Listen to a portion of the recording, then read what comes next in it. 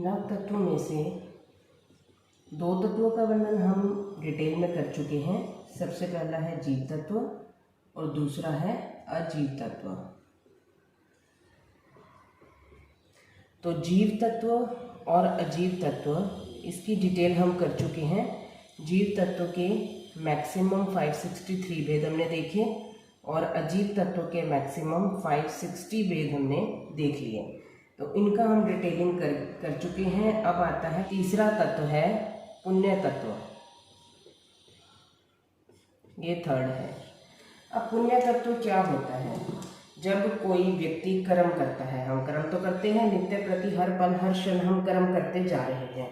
तो जो कर्म हम करते हैं उस कर्म का जब शुभ भावों के साथ शुभ कर्म करते हैं तो उससे क्या होता है? पुण्य का बंध होता है, पुण्य का बंध होता है और इसका फल जो हमें मिलता है वो सुख रूप में मिलता है। यानी कि हर तरीके से शारीरिक, मानसिक, हर तरह का हमें सुख मिलता है। शारीरिक, मानसिक, वाचिक, कायिक, हर तरीके का मतलब हमें सुख मिलता है। तो किसकी वजह से मिलता है? ये पुण्य कर्म की वजह से मिलता है। तो ठीक है, अब आता है कि पुण्य कर्म जो है वो कितनी प्रकार से हम बांधते हैं और कितनी प्रकार से हम इसको भोगते हैं। ठीक है, पुण्य तत्व की डिफाइन देख लीजिए एक बारी कि पवित्र विचारों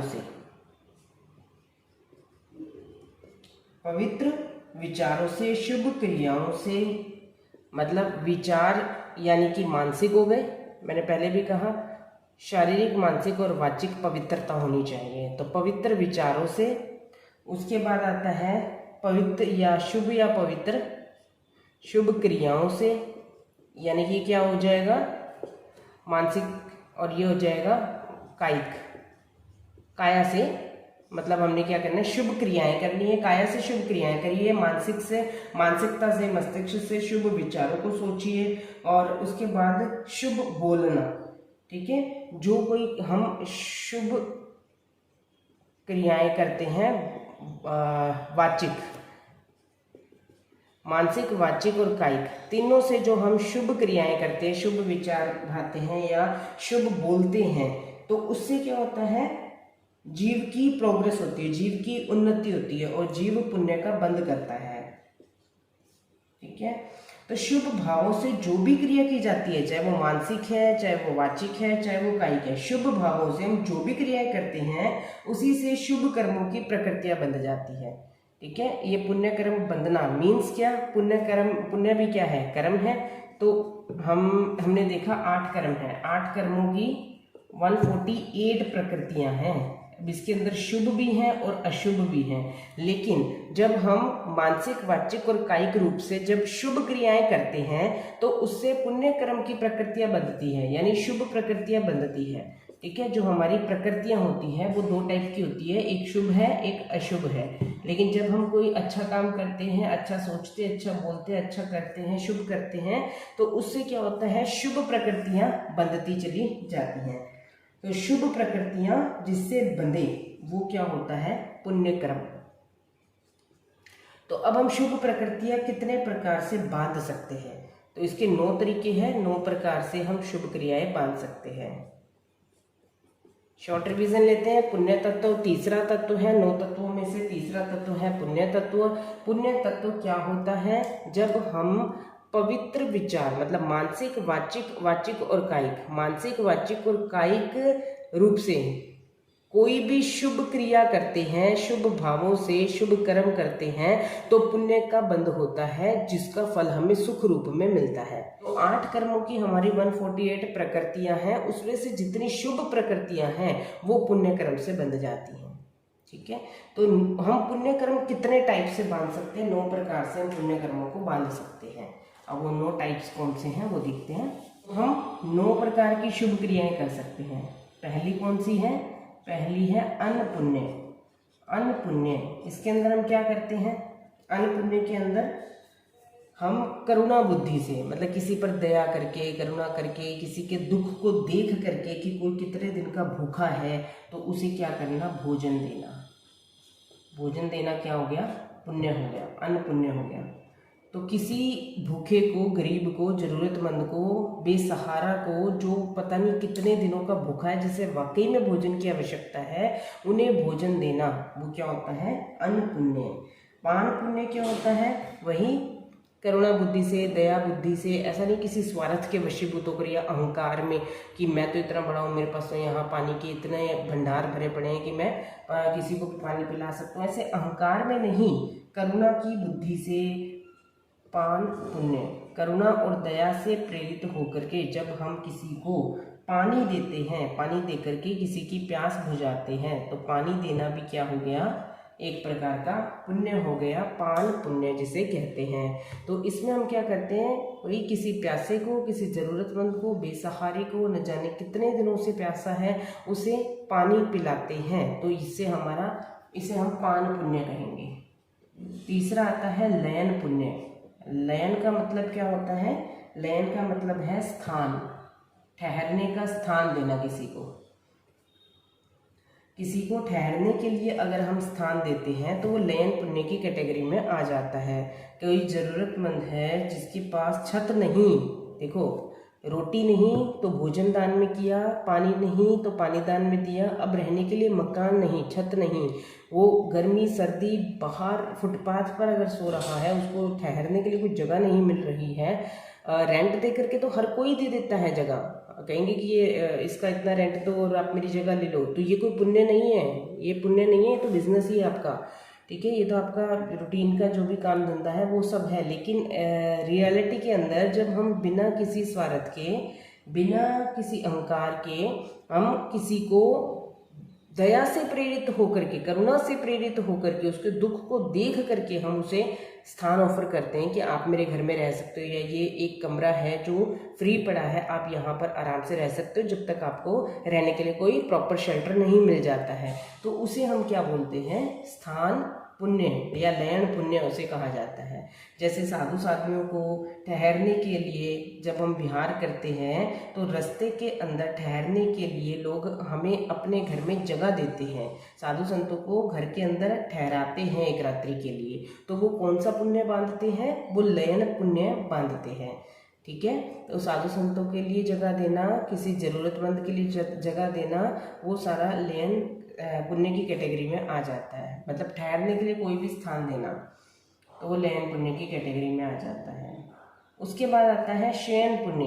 शयन आप समझ गए, नाम से क्लियर है, शैया, आराम करने के लिए, ये तो हो गया ठहरने के लिए। फिर आराम करने के लिए किसी को बिस्तर, रजाई, दरी, कुछ भी मतलब उसके साधन जुटा करके देना, सोने के, आराम करने के साधन जुटा करके देना। बहुत ठंड पड़ रही है तो किसी को ब्लैंकेट वगैरह दे करके आना, कोट देना, स्वेटर वगैरह देना, ठीक है, या गर्मियों के अंदर भी बिस्तर वगैरह की व्यवस्था करके देनी।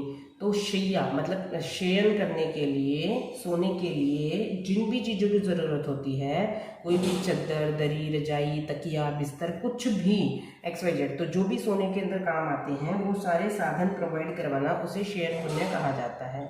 इसमें क्या किया हमने? सिर्फ स्थान दिया, इसमें वहाँ पर रहने के लिए आसन, बिस्तर, रजाई, दरी, चद्दर, कुछ भी मतलब वो देना, आराम करने के लिए वस्त्र देना, सामान देना, साधन जुटाना, उसे शयन पुण्य कहते हैं।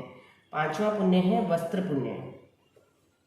वस्त्र पुण्य के अंदर आता है करुणा की बुद्धि से, दया की भावना से किसी को वस्त्र देना, ठीक है, कपड़ा देना, किसी को कपड़े की जरूरत है। रोटी, कपड़ा और मकान, ये हमारी बेसिक नीड्स हैं। तो कोई किसी के पास तन ढकने के लिए तक कपड़ा नहीं है तो उसे वस्त्र देना, कपड़ा प्रोवाइड करवाना, वो वस्त्र पुण्य की कैटेगरी में आ जाता है, ठीक है। तो कोई पूछ लेते हैं कि रजाई और ब्लैंकेट ये भी तो कपड़ा ही है, कोट वगैरह देना, स्वेटर देना, ये भी कपड़ा ही है, तो वो वस्त्र पुण्य में आएगा या शयन पुण्य के अंदर आएगा?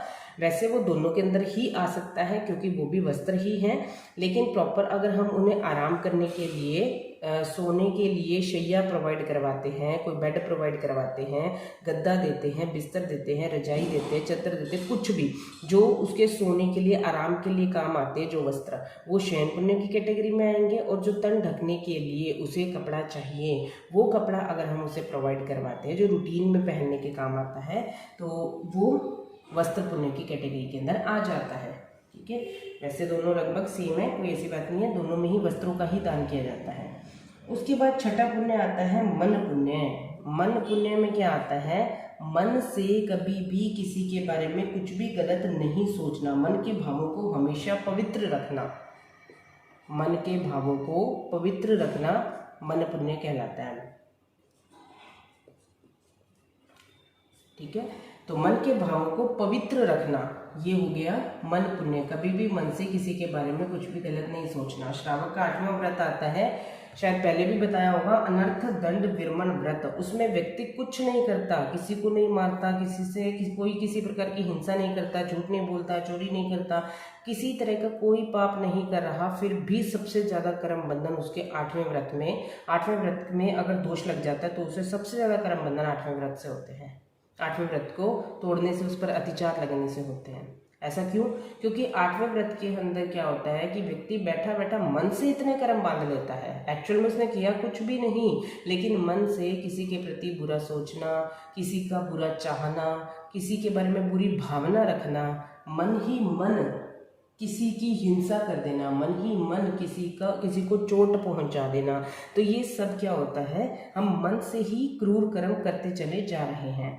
ठीक है, अब काल सोकरिक कसाई था, श्रेणिक राजा ने उसको एक दिन के लिए हिंसा बंद करने के लिए बोला था कि आपने हिंसा नहीं करनी है, वो नहीं माना तो कुएं में उल्टा लटका दिया कि आज तुम किसी भी तरीके से हिंसा नहीं करोगे। लेकिन उसने क्या किया, मन से हिंसा करी, कुएं के अंदर लटके लटके भी कुएं की काई को लेकर के उसके भैंसे बना रहा है और हाथ से काटता जा रहा है, फिर भैंसे बना रहा है, हाथ से काटता जा रहा है।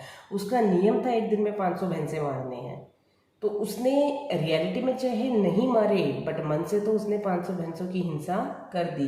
तो इसे क्या बोलते हैं, अनर्थ दंड, बिना बात की हिंसा, व्यर्थ की हिंसा। तो मन के भावों को पवित्र रखना बहुत ज़्यादा ज़रूरी है। ये बहुत बड़ा पुण्य है कि अगर आपके मन के विचार सही रहते हैं तो। फिर 7वां है वचन पुण्य, 8वां है काया पुण्य। ठीक है, वचन पुण्य के अंदर क्या आ जाता है कि किसी को कोई दुखी आपके पास आया तो उसे सांत्वना देना, उसे सिंपैथी देना और उसे धैर्य देना, या उसे अच्छे से गाइड करना कि आपको लाइफ में ये करना चाहिए। ठीक है, और या फिर गुणीजनों की स्तुति करना, आरती पढ़ना, मंत्र जाप करना, ये सब वचन पुण्य के अंदर आ जाता है। जब भी हम किसी महापुरुषों के गुणों का गुणानुवाद करते हैं तो हमारा वचन पुण्य का बंध होता है। तो वचन पुण्य मीन्स वाणी को पवित्र रखना कह सकते हैं। ठीक है, तो वाणी को पवित्र हम कैसे रख सकते हैं, महान पुरुषों के गुणों का गुणानुवाद करके कर सकते हैं। तो वाणी को पवित्र रखना क्या कहलाता है, वचन पुण्य कहलाता है। हमेशा सबको सही गाइडेंस देना, सत्य बोलना, ये भी किस में आ जाएगा, वचन पुण्य के अंदर आ जाएगा। तो सत्य बोलिए, अच्छे से गाइड कीजिए, सांत्वना दीजिए कि आप धैर्य रखो कि ये दिन भी नहीं रहेंगे, ये भी चला जाएगा। तो इस प्रकार से, या गुणीजनों की स्तुति करना। तो वाणी के द्वारा जो कुछ भी हम शुभ कर्म कर सकते हैं तो वो क्या होता है, वचन पुण्य की कैटेगरी के अंदर आ जाता है। फिर 8वां है काया पुण्य। काया पुण्य में होता है अपनी काया से, अपने शरीर से शुभ कर्म करना, शरीर को पवित्र रखना प्लस शरीर से शुभ कर्म करना। अब शरीर से शुभ कर्म कैसे कर सकते हैं, जैसे किसी की सेवा करना। अगर आपका शरीर निरोग है और कोई रोगी आपको दिख जाए, आप उसके दुख को दूर करने के लिए, उसके रोग को दूर करने के लिए अपने शरीर से उसकी सेवा कर सकते हो, किसी को सहयोग पहुंचा सकते हो। कोई गरीब व्यक्ति है, वो ईंटें जैसे बाहर से उठा करके अंदर रखना चाह रहा है और वो बुजुर्ग है, उससे नहीं रखी जा रही, आप उसकी हेल्प कर सकते हो, तो ये भी काया पुण्य की कैटेगरी के अंदर आता है। श्री कृष्ण ने एक ईंट उठा करके बुजुर्ग बाबा की हेल्प करी थी और उसके पीछे हजारों लोग और थे श्री कृष्ण के पीछे, उन सब ने भी उनका अनुकरण किया, उनको फॉलो किया, और जैसे एक ईंट उन्होंने उठा करके ऐसे सब ने एक एक ईंट रखी तो उस बाबा का काम चुटकियों में हो गया। जो काम वो सुबह से शाम तक भी नहीं कर पाना था उसने, तो वो काम उनका अभी 10 मिनट में ही हो गया। ठीक है, तो ऐसे मतलब अगर आपका शरीर निरोग है तो आप किसी को सहयोग कर सकते हो, किसी की सेवा कर सकते हो, अपने शरीर को शुभ कर्म में लगा सकते हो, तो उसे काया पुण्य कहते हैं। और लास्ट पुण्य आता है नमस्कार पुण्य है। नमस्कार पुण्य है, ठीक है। विनय भक्ति से गुणीजनों को नमस्कार करना, वंदना करना। जैसे श्रेणिक ने वंदना कर करके नरक तक के बंधन तोड़ लिए थे, तो नमस्कार पुण्य जो होता है इसमें हम गुणीजनों को, महान पुरुषों को, हमारे तीर्थंकरों को, उनको वंदना करते हैं। तो वंदना करने से भी, विनय पूर्वक वंदना करने से भी, अहंकार में नहीं, विनय पूर्वक वंदना करने से नमस्कार पुण्य बनता है, विनय पूर्वक वंदना करने से, ठीक है। हाँ जी, तो विनय पूर्वक वंदना करने से नमस्कार पुण्य बनता है। तो इस प्रकार हम 9 तरीके से पुण्य कर्म को बांध सकते हैं। पुण्य कर्म बांधने के 9 टाइप्स हैं जिससे हम पुण्य कर्म को बांध सकते हैं। पुण्य बांधने के, अब पुण्य कर्म को भोगेंगे भी तो ना, पुण्य बांधने के तो 9 टाइप्स हैं। अन्न पुण्य, भोजन दे दो, पानी दे दो, किसी को रहने के लिए जगह दे दो, किसी को सोने के लिए जो जो चीज़ों की ज़रूरत है वो सब साधन प्रोवाइड करवा दो, किसी को वस्त्र दो, मन के भावों को पवित्र रखो, वाणी को पवित्र रखो, शरीर से शुभ कर्म करो, किसी की सेवा वगैरह करना, और विनय पूर्वक वंदना वगैरह करने से भी पुण्य कर्म बनता है। तो 9 प्रकार से हम पुण्य बांध सकते हैं। अन्न पुण्य, पान पुण्य, लेहन पुण्य, शयन पुण्य, वस्त्र पुण्य, मन वचन काया पुण्य और नमस्कार पुण्य। तो 9 शुभ कर्म करके, 9 के 9 शुभ कर्म है। इस प्रकार हम शुभ कर्म करके पुण्य कर्म को बांध सकते हैं। अब बांधे तो 9 तरीके से, अब ये भोगेंगे कैसे? क्योंकि है तो कर्म ही, कर्म है तो भोगने भी पड़ेंगे। अब इनको भोगना कैसे है? हम पुण्य कर्म को 42 टाइप से भोग सकते हैं। 42 टाइप्स हैं इसके, 42 टाइप्स। पुण्य बांधने के तो 9 हैं, पुण्य भोगने के, ठीक है। यानी कि हमने कर्मों का बंधन कर लिया, अब हमें उसका फल कैसे मिलेगा? हम उस पुण्य कर्म को भोगेंगे कैसे? 42 टाइप से भोग सकते हैं। जैसा आपको पता है कि हमारे टोटल कर्म कितने हैं? 8 कर्म हैं। ज्ञानावर्णीय, दर्शनावर्णीय, वेदनीय, मोहनीय, आयुष्य, नाम, गोत्र और अंतराय, ठीक है। इसमें से 4 कर्म से हम क्या कर सकते हैं? 4 कर्म ऐसे हैं जिससे पुण्य के कर्मों के फल को भोगा जा सकता है। 4 ही कर्मों से भोगा जा सकता है। अब वो 4 कर्म कौन कौन से हैं? 8 में से 4 कर्मों से हम पुण्य फल को भोगते हैं। वो 4 कर्म कौन कौन से हैं? एक तो है वेदनीय कर्म। कौन सा? वेदनीय कर्म। वेदनीय कर्म से हम पुण्य कर्म को भोग सकते हैं। फिर आता है आयु कर्म, आयुष्य जिसे हम बोलते हैं, तो आयुष्य कर्म। तीसरा नाम कर्म, और चौथा गोत्र कर्म, ठीक है। यानी कि जो अघाती कर्म हैं, ठीक है, उन्हीं से ही पुण्य प्रकृतियां भोगी जा सकती है। ज्ञानावर्णीय, दर्शनावर्णीय, मोहनीय और अंतराय, ये 4 घाती कर्म हैं। घाती कर्मों से हम पुण्य कर्म को भोग नहीं सकते। जो 9 तरीकों से हमने बांधा, ये 9 तरीकों से हमने जो कर्म बांधा है उसका जो फल है वो उदय में कैसे आएगा? वेदनीय, आयुष्य, नाम और गोत्र, इन 4 अघाती कर्मों से ही वो उदय में आएगा। जैसे कि कर्म प्रकृति का थोपड़ा जिसने किया है वो जानते हैं कि वेदनीय कर्म की 2 प्रकृतियां होती हैं, ठीक है। एक होती है सातावेदनीय और दूसरी होती है असातावेदनीय। तो सबसे पहले हम वेदनीय कर्म को देख रहे हैं। सातावेदनीय कर्म कौन सा होता है? जो हमारे शारीरिक मानसिक साता पहुंचाता है, ठीक है।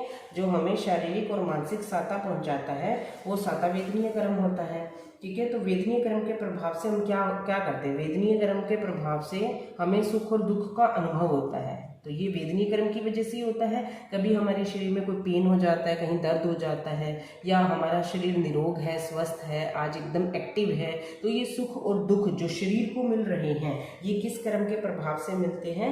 वेदनीय कर्म के प्रभाव से मिलते हैं। तो वेदनीय कर्म की 2 प्रकृतियां हैं, सातावेदनीय और असातावेदनीय। तो इसकी एक प्रकृति है सातावेदनीय, यानी कि जिसका अर्थ क्या हुआ? सुख। हर तरीके से हमें सुख मिल रहा है। जिस कर्म के उद्देश्य से जीव को शारीरिक सुख मिलता है, मानसिक सुख मिलता है, इंद्रियों के सुख मिलते हैं, अनुकूल विषयों की प्राप्ति होती है, तो ये सारी चीजें हमें सातावेदनीय कर्म के उदय से प्राप्त होती है, ठीक है। तो ये समझ में आया कि वेदनीय कर्म में से जो सातावेदनीय कर्म है वो किस कारण से हमें साता हो रही है? किस कारण से हो रही है? क्योंकि हमने पुण्य कर्म किया है। तो तो पुण्य कर्म का ये उदय है, पुण्य कर्म के उदय से हमें साता हो रही है। तो वेदनीय कर्म की एक प्रकृति यानी कि साता वेदनीय, ये क्या है, पुण्य कर्म को भोगने का एक तरीका है। ठीक है, तो इससे हम क्या कर सकते हैं, पुण्य कर्म को भोग रहे हैं अगर हमारा शरीर स्वस्थ है। फिर आता है एक और कर्म है आयुष्य कर्म। ठीक है, आयुष्य कर्म की हमने 4 प्रकृतियां होती हैं। ठीक है, आयुष्य कर्म की 4 प्रकृतियां होती है, नरक आयु, ठीक है, त्रियंच आयु, मनुष्य आयु और देव आयु। ठीक है, आयु का मतलब क्या होता है, आयु का मतलब होता है जिस कर्म के प्रभाव से जीव किसी एक भव के अंदर, चाहे वो नरक का भव है, त्रियंच का भव है, मनुष्य का भव है या देवलोक का भव है, कोई भी भव है, एक पर्टिकुलर भव के अंदर एक पर्टिकुलर टाइम के लिए रुका रहता है, उसे आयु कहते हैं। आयु क्लियर हुई कि आयु किसे कहते हैं। अब जैसे हम मनुष्य आयु हमें मिली है, मनुष्य योनि मिली है, मनुष्य का भव मिला है, इसमें हमें एक पर्टिकुलर एज भी मिली है कि हम 70 साल जिएंगे, 80 साल जिएंगे, 90 साल जिएंगे। तो ये क्या है, ये हमारी आयु है जो हमें, आयुष्य कर्म है हमारा, जो हमें 70, 80 या 90 साल तक इस पर्टिकुलर भव में रोक करके रखेगा, तो उसे कहते हैं हम आयुष्य कर्म। ठीक है, तो अब आयुष्य कर्म में से नरक की आयु अशुभ हुई क्योंकि वहां पर दुख भोगना पड़ेगा जितना टाइम रहेंगे। तो मनुष्य की आयु, देवता की आयु और त्रियंच में भी जो युगलिक त्रियंच होते हैं, ठीक है, तो जिनकी बहुत ज़्यादा आयु होती है उनकी बात यहाँ पर चल रही है। तो उनकी ये तीनों क्या है, शुभ प्रकृतियों के अंदर आते हैं। तो पुण्य कर्म के प्रभाव से हमें ये 3 चीजें भी मिलती हैं। तो पुण्य के उदय से आयु कर्म की 3 प्रकृतियां भोगी जाती है, मनुष्य की आयु, देवता की आयु और असंख्यात वर्ष वाले दीर्घ आयु वाले जो त्रियंच होते हैं, जो केवल युगलिक युग के अंदर ही होते हैं, वहां की आयु, वहां के त्रियंचों की आयु, उसे शुभ के अंदर माना जाता है। ठीक है, तो हम पुण्य कर्म के प्रभाव से आयुष्य कर्म की 3 प्रकृतियां भोगते हैं, नरक को छोड़ करके। और त्रियंच में भी ऐसे नॉर्मल त्रियंच की नहीं, त्रियंच के अंदर भी किसकी आएगी, असंख्यात वर्षों वाले त्रियंच, असंख्यात वर्ष की उम्र वाले त्रियंच। इतनी उम्र कहाँ पर होती है, असंख्यात वर्ष की उम्र वाले त्रियंच। ऐसे त्रियंच कहाँ पर होते हैं जिनकी उम्र असंख्यात वर्षों में होती है, वो यौगिक युग के अंदर होते हैं, जो युगलिक होते हैं उस युग के अंदर होते हैं। ठीक है, तो आयुष्य कर्म की हम 3 प्रकृतियां भोग सकते हैं, किसकी वजह से, पुण्य कर्म की वजह से, देवायु, मनुष्य आयु और दीर्घ त्रियंच आयु। ठीक है, तो आयुष्य कर्म की 3 प्रकृतियां हो गई। वेदनीय कर्म की एक थी, आयुष्य कर्म की 3 प्रकृतियां, देवायु, मनुष्य आयु और दीर्घ त्रियंच आयु। ठीक है, तो होगी 4, हमें टोटल 42 करनी है। 42 टाइप से हम भोग सकते हैं किसको, पुण्य कर्म को। ठीक है, तो वेदनीय कर्म को तो एक ही प्रकृति है जो शुभ है, आयुष्य कर्म की 3 प्रकृतियां हैं जो शुभ है। अब नाम कर्म की, नाम कर्म थोड़ा बड़ा है, इसको हम कर लेते हैं आज, पहले गोत्र कर्म कर लेते हैं। ठीक है, गोत्र कर्म की 2 प्रकृतियां हैं, एक होता है उच्च गोत्र और एक होता है नीच गोत्र। ठीक है, उच्च गोत्र और नीच गोत्र नाम से क्लियर हो गया है कि इसमें से शुभ कौन सा है, अशुभ कौन सा है। जो उच्च गोत्र है, गोत्र का मतलब क्या होता है कि जो हमें परिवार मिला, जैसा हमें कुल मिला, जैसी हमें जाति मिली, वो उच्च है या नीच है। ठीक है, नीच कुल में जन्म हुआ या उच्च कुल में जन्म हुआ, ये देखा जाता है। अब कैसे पता चलेगा कौन सा कुल उच्च कुल है। ठीक है, जैसे जहाँ पर धर्म होता है, न्याय नीति का पालन होता है, एथिक्स होते हैं, जहाँ पर जिस घर के अंदर संस्कार होते हैं, ठीक है, तो वो जाति, वो कुल उच्च कुल कहलाता है। ठीक है, और ऐसी जाति और कुल में जन्म लेना ही क्या है, पुण्य कर्म का फल है। तो उच्च गोत्र के अंदर जन्म लेना, जहाँ पर न्याय नीति होती है, धर्म होता है, संस्कार होते हैं, ऐसे कुल को, ऐसी जाति को उच्च कुल कहा जाता है। तो उच्च कुल के अंदर, उच्च गोत्र के अंदर जन्म लेना पुण्य कर्म की प्रकृति है। पुण्य कर्म हम इस तरीके से भोग सकते हैं। तो नीच गोत्र नहीं आएगा, ठीक है, वो पाप कर्म का फल है, पुण्य कर्म का फल नहीं। जब हम पाप कर्म की प्रकृति करेंगे तब उसके अंदर आएगा ये। तो गोत्र कर्म में क्या आ जाएगा, उच्च गोत्र को यदि हम बांधते हैं, ठीक है, तो किसकी वजह से, पुण्य कर्म की वजह से। उच्च गोत्र में अगर हमारा जन्म हुआ है तो किसकी वजह से, पुण्य कर्म की वजह से हुआ है। ठीक है, तो वेदनीय कर्म की कितनी प्रकृतियां हुई, 1, आयुष्य कर्म की कितनी हुई, 3, और गोत्र कर्म की कितनी हुई 1, ये टोटल कितनी हुई है 5। अभी हमने 42 करनी है, तो यानी कि नाम कर्म जो सबसे बड़ा है, नाम कर्म की 37 प्रकृतियां ऐसी हैं जो शुभ हैं, जो पुण्य कर्म के कारण बांधी जाती हैं। इसे हम कल देखेंगे। नाम कर्म की 37 प्रकृतियां हैं, ठीक है, जो पुण्य कर्म के कारण से बांधी जाती हैं, जो उदय में आती हैं। तो पुण्य कर्म को भोगने के लिए नाम कर्म सबसे बड़ा है। नाम कर्म की 37 प्रकृतियां हम पुण्य कर्म के वजह से भोगते हैं, ठीक है, वो हमें पुण्य कर्म की वजह से प्राप्त होती है 37 प्रकृतियां। तो 37, 38, 39 और 3 और जोड़ दीजिए, इसके अंदर 42 हो जाएंगी। तो ये 37 प्रकृतियां कौन कौन सी हैं ये हम कल करते हैं। आज के लिए बस इतना ही। जिन आज्ञा के विरुद्ध कुछ भी कहा हो तो मिच्छामि दुक्कडम।